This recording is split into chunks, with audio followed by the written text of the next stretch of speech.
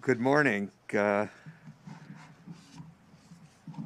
know the governor has signed many bills over his time in office and in many unusual places, many places around the state of California, right? This is not the environment we typically want, but it's important, I think, for us to be here so that we can experience and understand just how severe this issue is in the state of California, the issue of wildfire and how it interacts with the climate crisis. I want to welcome you all here today, and particularly do so on behalf of the National Park Service and Superintendent Jordan, and also the Forest Service Assistant Superintendent Benson is here with us this morning. And if I understand it correctly, the fire that we are adjacent to, there's so many fires burning, the KNP, I wanted to get the initials correct, the KNP complex fire. It is the National Park Service that has primary responsibility and is coordinating efforts, but it's a collaborative effort that involves many agencies and individuals, and we want to thank each and every one of them. This welcome sign is also sort of welcoming us, but it's covered in the same aluminum fiberglass material that is being used to protect the trees in the sequoia grove, the giant sequoia grove.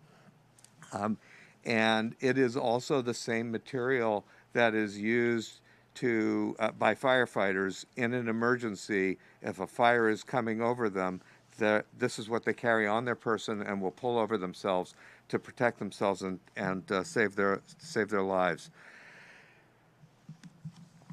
Every Californian is impacted by wildfire, whether you're in the area or not. You know, the smoke travels everywhere, and we know that smoke from the fires that are burning in California right now in the Sierras is really almost the entirety of the Sierras is a hot spot right now. The smoke from these fires is traveling all through the country, up in Canada. So this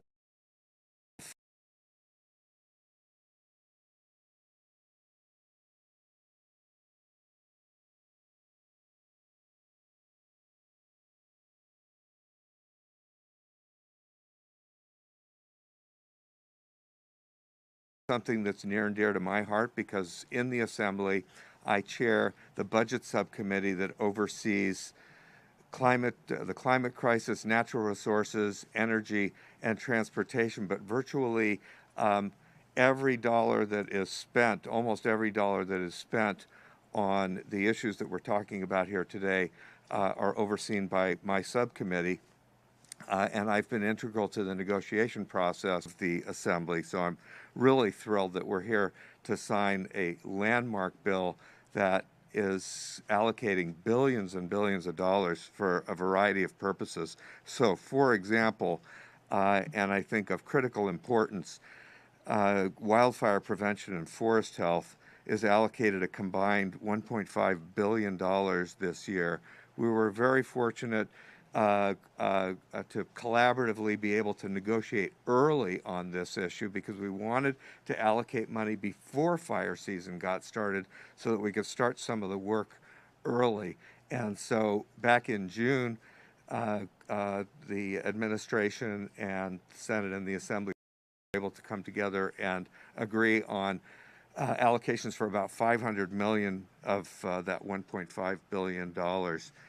But AB 170 covers much more. There's $4.6 billion for drought and water resilience, and we know just how important those issues are throughout the state. There's $3.6 billion for a 3-year plan on addressing climate resilience. There's $3.9 billion for clean transportation. $1.1 billion for sustainable agriculture, $140 million over 2 years that'll address our circular economy to develop a sustainable economy and reduce plastic pollution. cap and trade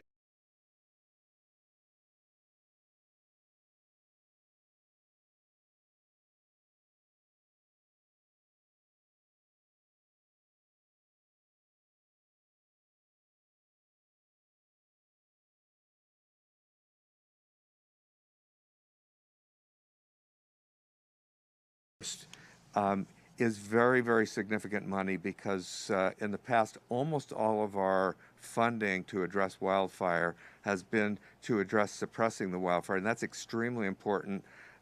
We spend well over $3 billion annually on suppressing fire, but we've spent very, very little on the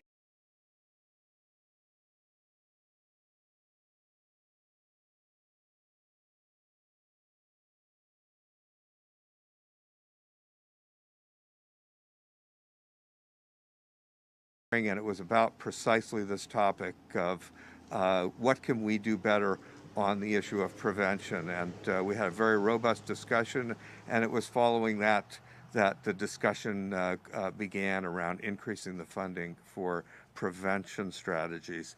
And I'm very proud that that is now part of the budget. There's a lot more that we will need to do in the future, but we are really scaling up our efforts through this budget. I'm grateful for that. With that, I would like to turn the podium over to Governor Gavin Newsom. Governor, thank you for being here today. Thank you, Senator. Thank you. I appreciate Senator Member taking the time to come up from Southern California to be here at the signing of this important bill. Today's signing represents about a $15 billion commitment to climate resiliency. It's an unprecedented investment by any state in U.S. history. $15 billion commitment to address the issue of climate resiliency.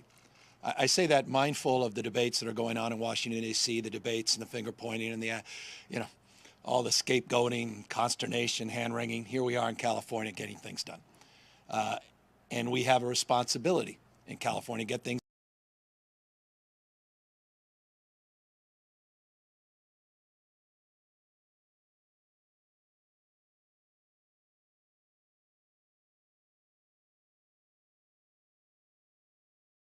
consider this fact. Just since 2020, 6 of the 7 largest wildfires have occurred in California history. Just this year, we have experienced another devastating wildfire season. 2.35 million acres have burned so far this year. And I say so far because I am mindful that we are entering into what has become increasingly the peak of the fire season, entering into the fire season. Consider what happened in Paradise in November a few years ago. These fire seasons that have been extended where there's arguably no season any longer, the Santa Ana winds that come up, the Southern California prospects of seeing increased fire activity. And here we are in what some have referred to as asbestos forests. See that on the coast primarily, particularly in the Santa Cruz Mountains. We saw that a year and a half or so ago, and some of those coastal redwoods that were burning up. And here we are with these sentinels to our history, not just human history. I mean, this is remarkable. You've got trees that quite literally date back over 3,300 years ago. You can't rebuild a giant sequoia, in a few years and have a groundbreaking. I mean, you can replant it and come back in 3,000 years to enjoy it. And that's why we're here with a deep sense of urgency, appreciation, humility as human beings for the world we inherited, that we want our kids and grandkids to inherit. But on the track we're on, our kids are going to inherit a world with 8-degree higher temperatures than they have today. We're on that path. I'm not talking Celsius. No one understands Celsius. We got to disabuse ourselves at 1.5. I mean, 8 degrees. We understand 8 degrees. You understand 40, not 30. You understand it when it's 110, not 100. 8 degrees. I mean, that's the track we're on. That's the inheritance we're leaving to our kids. You can imagine our grandkids, unless we do something radically different. And so we feel a deep sense of responsibility here in the state of California because of the smash mouth realities of climate change, not just the issues of the acuity and frequency and duration of these wildfires, but also what's happening with this mega drought over the course, over the entire west coast of the United States. This mega drought that's led California to be in a position where we are today with the depletion of our reservoirs that are almost at historic lows. And so often is the case as we see our remarkable mutual aid come up here battling the KMP complex, which by the way now is about 33,000 acres. 0% contained. 33,000 acres, just this complex. We got the Windy fire nearby, 36,000 acres, and burning just 6% contained. 10 active now, large-scale wildfires that we're battling in the state of California. And while we've substantially buttoned up the Dixie Fire and the Calder Fire, we are battling these fires that have just enlivened us and enraged many of us. I mean, these wildfires, climate is not just about degrees, and not just about, decarbonization. It's about tradition. It's about lifestyles. It's about memories, quite literally being wiped off the map. Ask the folks up there. I flew over Grizzly Flats. My dad, we grew up in a place called Dutch Flat nearby. Grizzly Flats, a beautiful community. The mailbox, the P.O. box goes back to the gold rush. Wiped off the map. Greenville, wiped off the map. Paradise. I mean, traditions, lifestyle, people, places, wiped off the map. That's what climate is about. This pollution blanket we put up in the air. Question is, will these trees survive us? And our neglect, our arrogance, and our ways, our way of life. And so we're here mindful of that with a responsibility to do something about that because we believe we can change the course in the future. I'm optimistic about what this nation can do, what the world can do, certainly about what California can do. This simultaneous responsibility, not just crisis. Address the issues head on, more suppression, more wildfire prevention, more technology, more personnel, more support, mutual aid across the spectrum, different strategies, different approaches to wildfire suppression and prevention, but also mindful of our sustainable responsibilities to invest in innovation, invest in the future, future-proof California.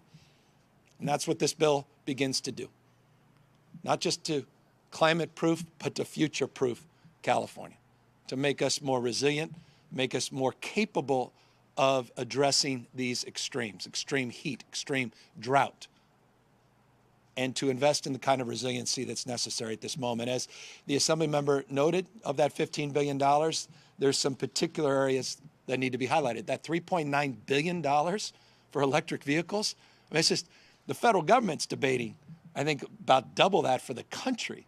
Just the state of California is doing close to $4 billion for electric vehicle infrastructure. Why are we doing that? Because our #1 export in California, electric vehicles. We have 34 manufacturing electric vehicle companies in California, 60 headquarter companies, 34 that are just doing manufacturing. It's the #1 export in the state of California. We want to dominate that future. You want to be big, you got to be big in big things. Electric vehicles is not just the next big thing. We already have 45% of America's electric vehicles in the state, but it will be dominantly one of the principal drivers of economic growth and equity in the state of California as we detoxify our air, clean up our water at the same time. $3.9 billion in this package. We have $1.1 billion, as was noted. It hasn't gotten as much attention, and I appreciate the Assembly member bringing it up, around sustainable agriculture. We are proud of our agricultural community, hunting and forestry community that's larger than the next 5 states combined.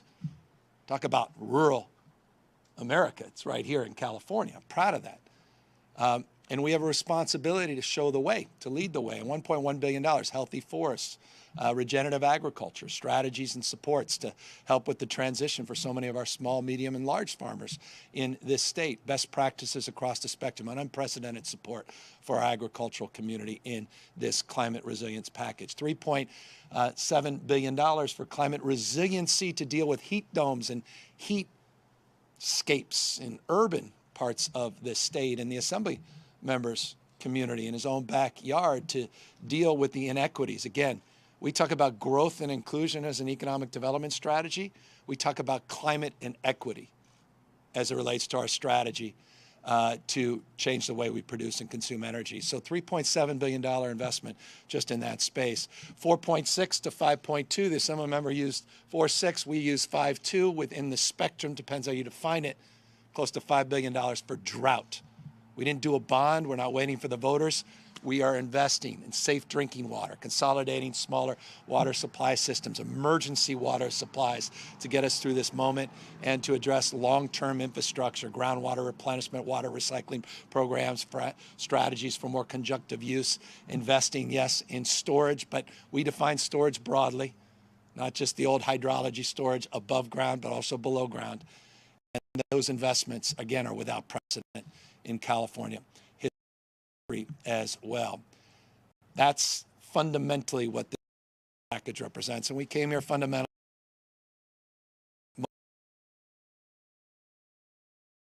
with two kids that are struggling with another crisis, and that's with COVID at the moment.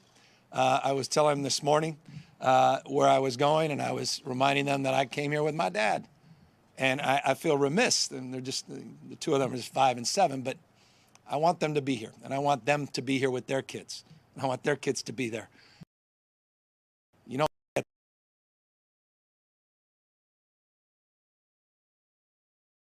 see it. It's the old adage, once a mind is stretched, it never goes back to its original form. These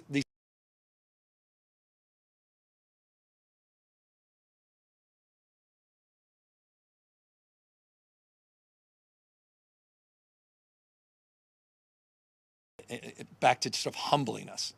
What drives us to a little stress may not be as stressful after you come out of the experience being here. And so that's why I'm so grateful to the superintendent, the entire team here for doing everything they can to protect this space. And that's where I'll close. I'll close where the Assembly member began. There's a $1.5 billion commitment to wildfire and forest management, vegetation, prescribed burns. There are such things as good fires. Notably, in fact, we're here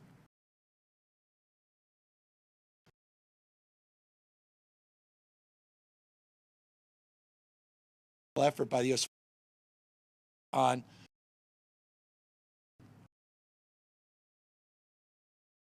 reasons we're confident we'll get through this. It's not just because they're wrapping behind me, but because of the years and years, decades of hard work. Those folks out on the line doing the hard work to protect this forest, to manage, actively manage the forest. It's been a century plus where we haven't been actively managing our forest. And we are putting an unprecedented, again, forgive me, I know hyperbole, but it's true, unprecedented investment, as the Assembly member said, in active forest management. And we have an unprecedented partner in President. We were there with them last week, talking about our shared stewardship agreement to double the amount of forest that we actively manage in partnership with the federal government, reminding you that 57% of the forests are federal forests, just 3% are under the jurisdiction of the state, just 57% the federal government. We need the federal government to do more. We have an MOU, which is nothing more than a fancy way of saying a contract, a commitment, and we're hoping to get the money. So to Mitch McConnell, to all the folks in Washington, D.C., I hope you're paying attention. This is real. We need you to put down the swords, rhetorically and otherwise, get the damn job done. Support this state, our nation, your national forests. Support your kids and grandkids. Protect lifestyles and memories, places, communities. Support this package. Support an unprecedented investment into our kids' and grandkids' future. If not now, when in the hell are we going to do it? What more evidence do you need of a world that's heating up and our kids that are choking up and a growing number of acres and communities and states burning up?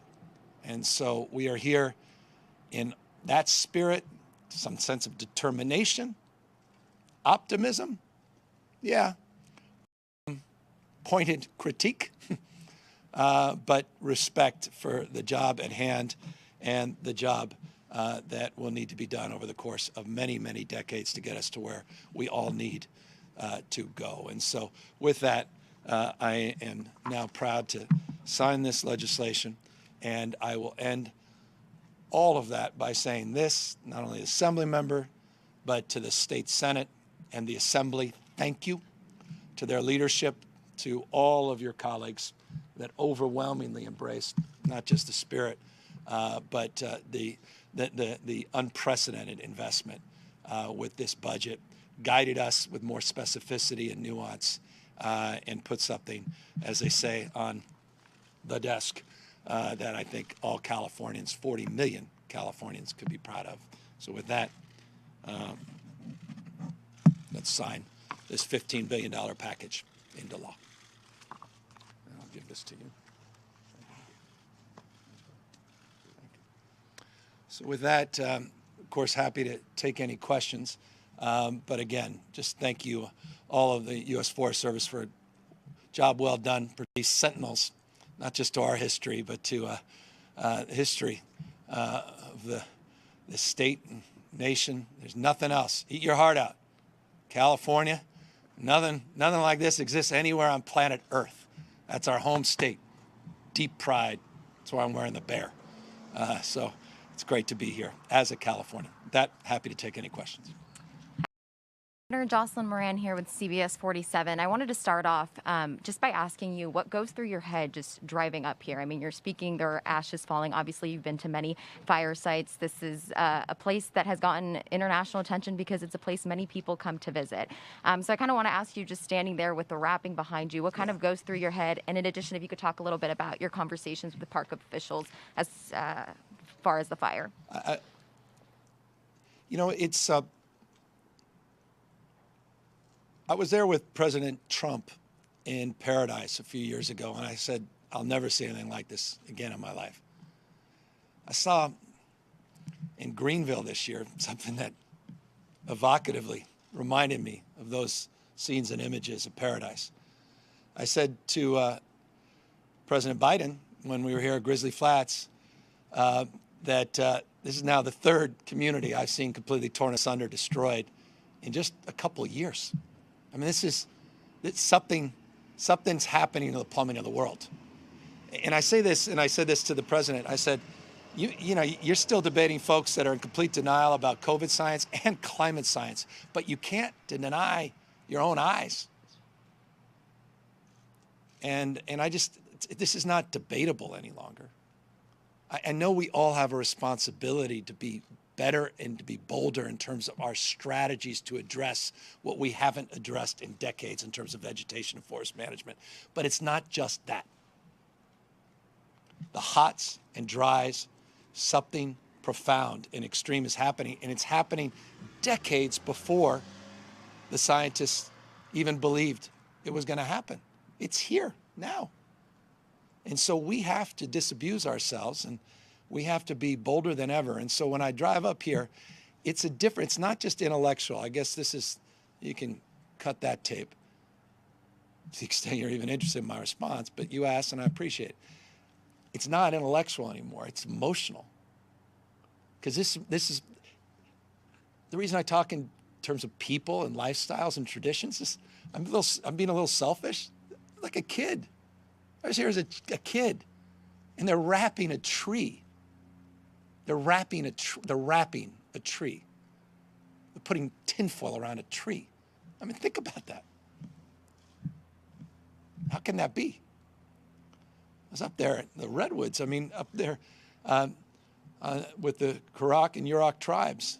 Went down on a canoe and put my hand in the water. It was like 80 degrees. And we're right there near Eureka. It was 90-degree weather. And I'm thinking, how are these redwood trees going to survive what we've done to them? And so it's a more emotional and intense thing. And so when I come up here, I feel that emotion, not just a deep responsibility as governor. Governor Newsom, Vanessa Vasconcelos with ABC 30. I wanted to discuss the significance. Why did you choose I'm sorry, place? you were just saying Forgive me. I was going to try to avoid No, it. thanks. So I wanted to discuss the significance. Why did you choose this place to sign the bill? And is it any indicator that we're going to be seeing more proactive efforts when it comes to managing federal land, when it comes to fire Well, you suppression have. efforts? You've been seeing an unprecedented commitment to that in the last few years. I can only atone for the last 2.5 years, and we've put an unprecedented amount of money, time, energy, and focus on developing partnerships. Look, we were able to develop a partnership with the Trump administration, who said the answer to these problems was buying more rakes. And yet we still were able to work, not with the White House, but with the U.S. Forest Service during the Trump administration to sign a memorandum of understanding to double our active forest management. The problem was they didn't fund that. Now you have a president put in the budget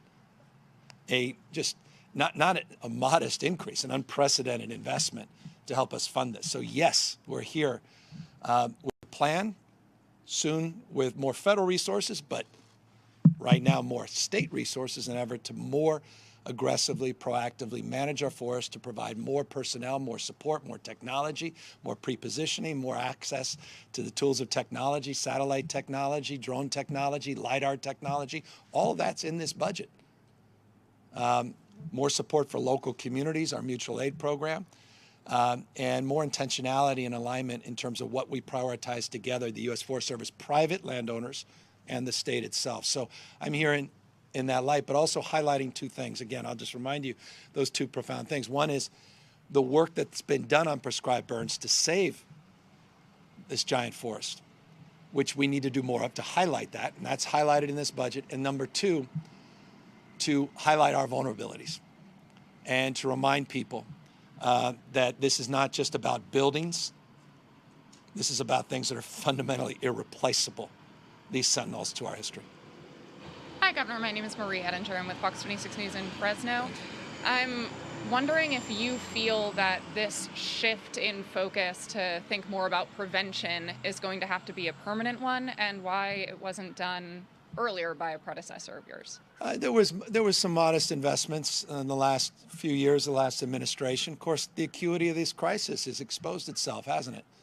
I'll repeat what I said. 6 out of the 7 largest wildfires in California history have occurred just since 2020. I mean, it's remarkable what's happened just the last few years.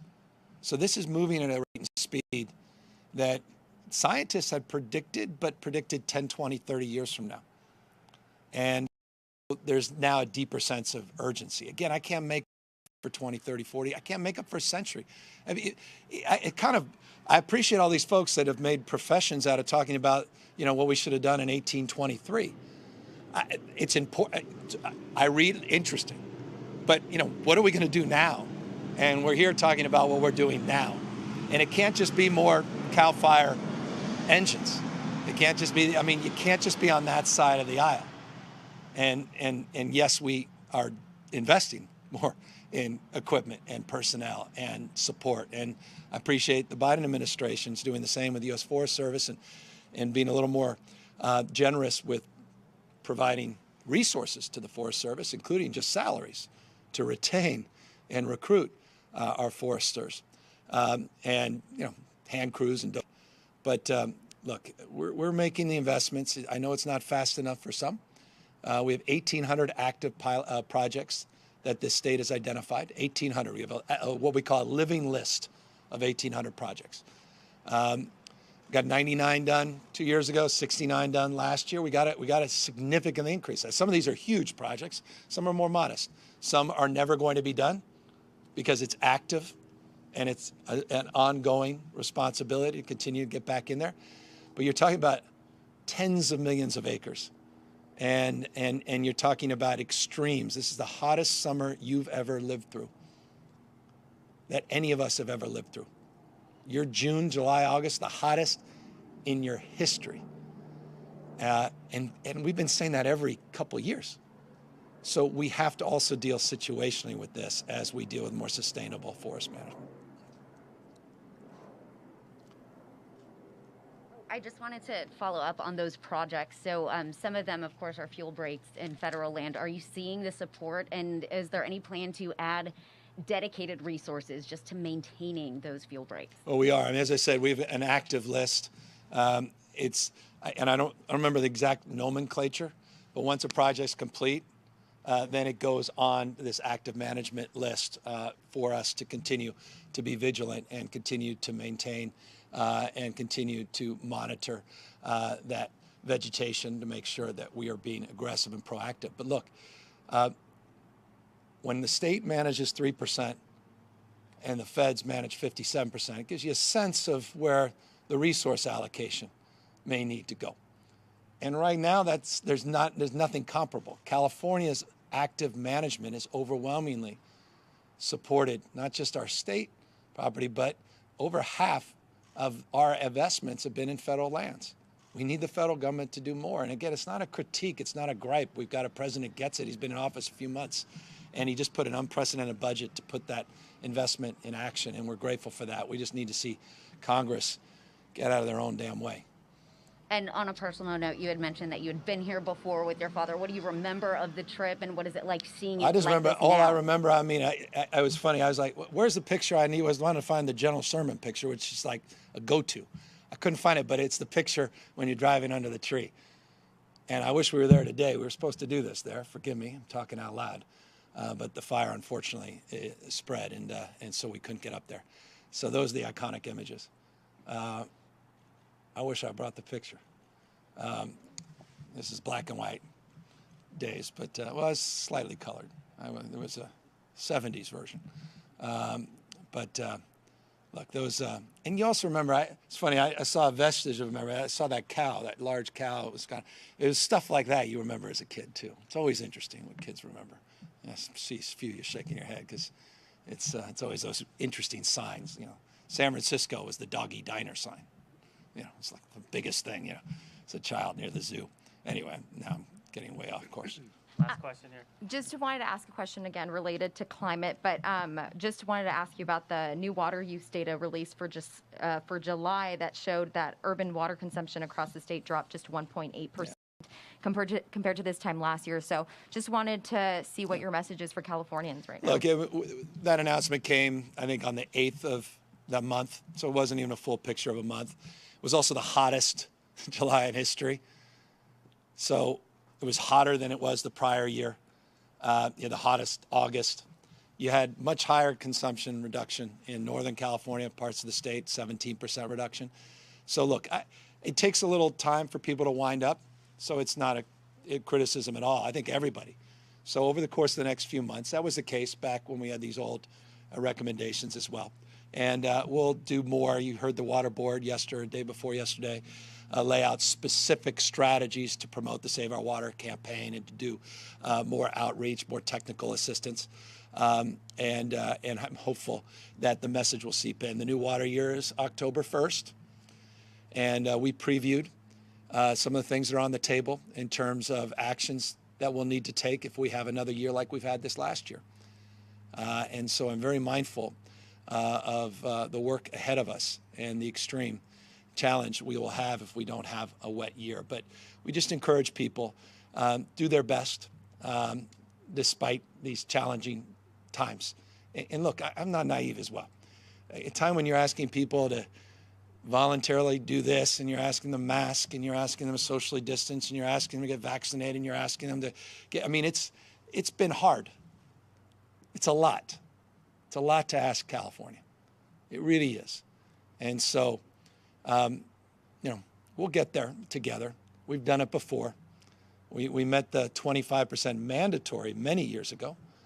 And then we came into this drought with 16% less per capita consumption, which meant we made that permanent in many respects, at least that 16% reduction. So California knows how to do it, and I'm confident we'll get it done.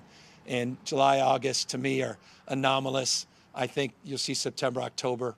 I think the state will do what it always does, and that's meet the moment, and we'll get to where we need to go. With that, thank you all very, very much for coming out.